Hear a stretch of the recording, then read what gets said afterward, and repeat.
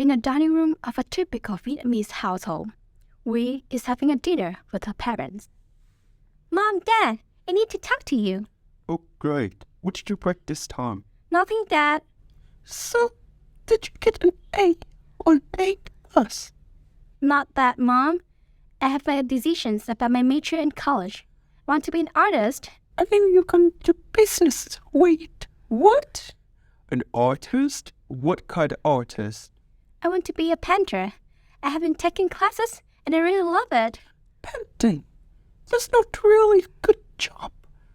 You should go into businesses like your cousins. But I want to do something just for money.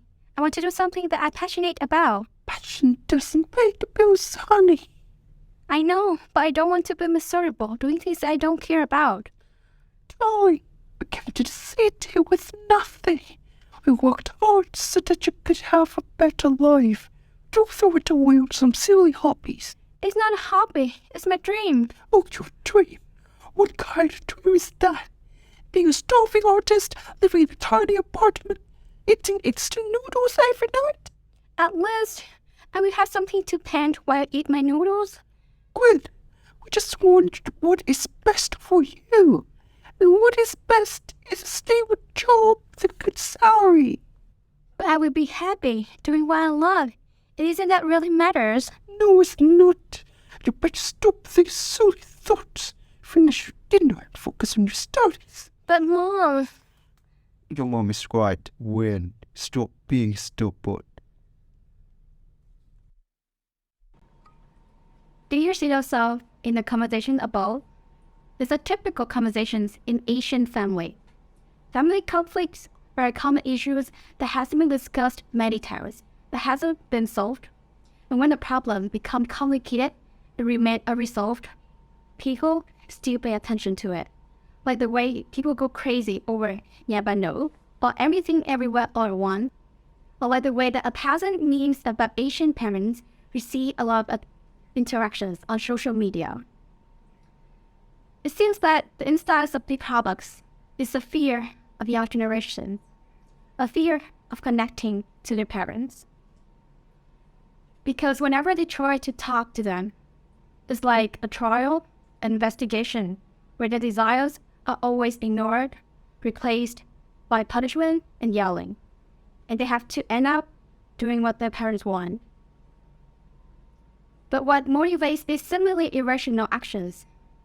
Is it what we think it really is?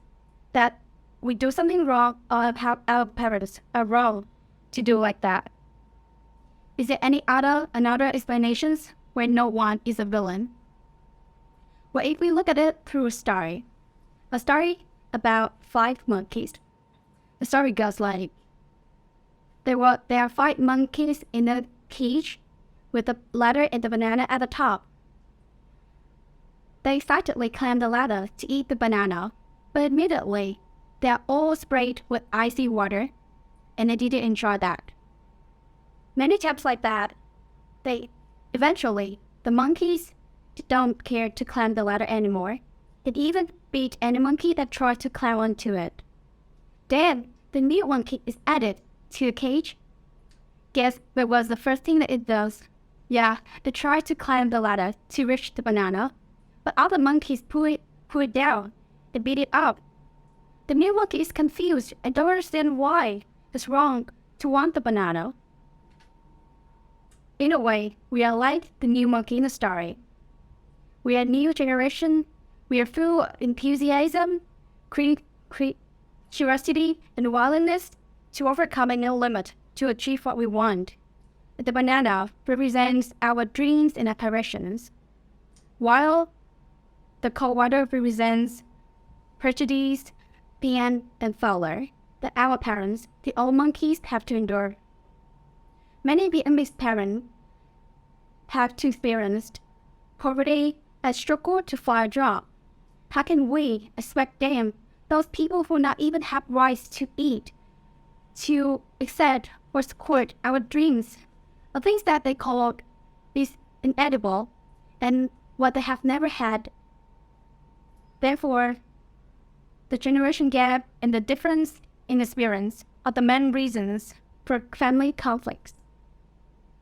We are two different individuals living in two different eras, so the conflicts and difference in opinions are inevitable.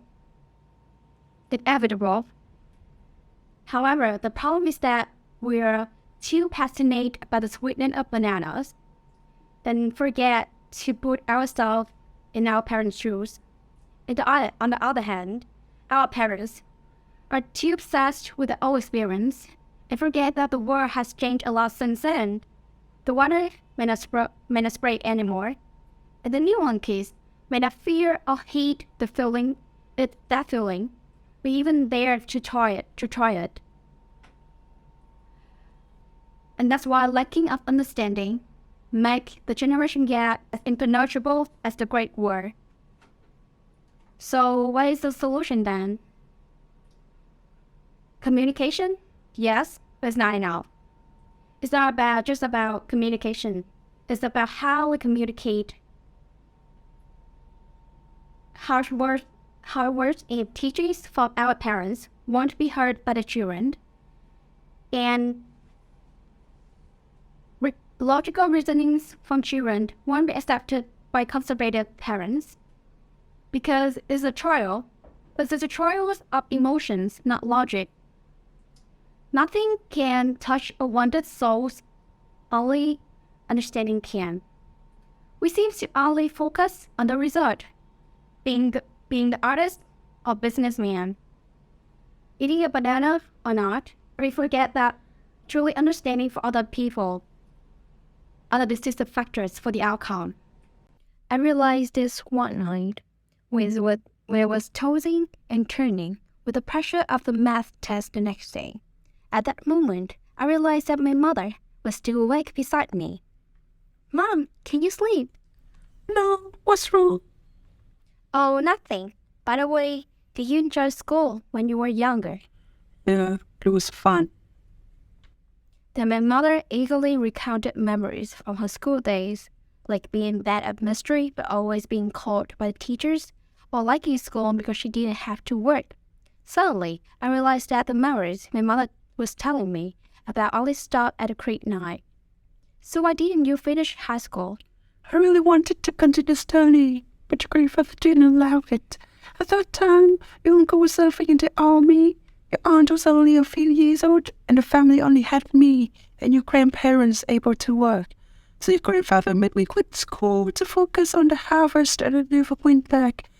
Every time I saw his friends after school, I would be behind a tree, feeling ashamed. At that time I was so sad, and now I feel even more regretful. If only my grandparents had allowed me to continue studying, things might have been different.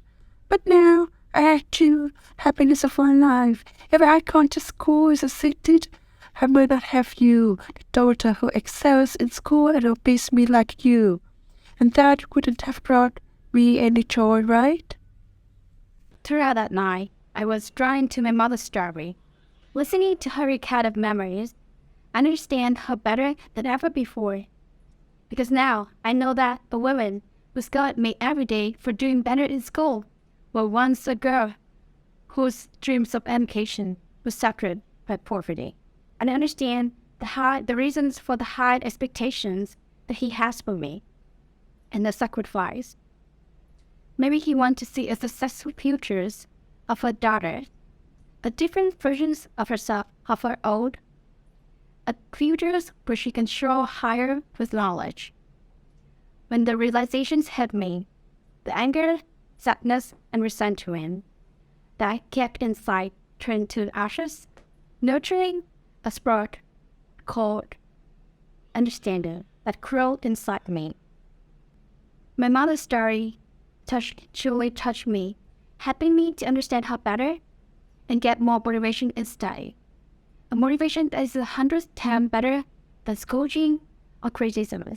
It teaches about how poorly am I in school compared to other kids. And that's all made by the power of storytelling, by turning all your conversations into a story. you can unlock the magic of a human heart. Why? Because, like a fragile flower, our wonder soul should be approached by the care and tenderness of what could be gentler than a story. Just like a book, it gives us a story to discover and write your own message, which will comfort and satisfy us in the way that nothing else can. Through this approach, my family has connected on a deeper level. Of course, we are not offering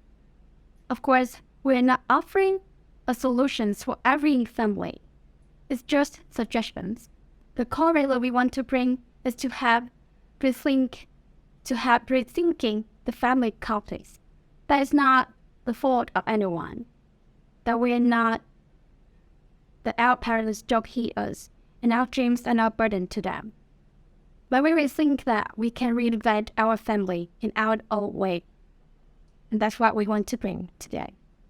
We want all of our audience today will become an inventor, but will become the rethinkers. And we want to see a better future, which is seen by us, a future reinventors who will recreate the definitions of family, making the family place to be back, to be healed and loved. And that's the end of our speech. We are NTH team, and thank you for listening.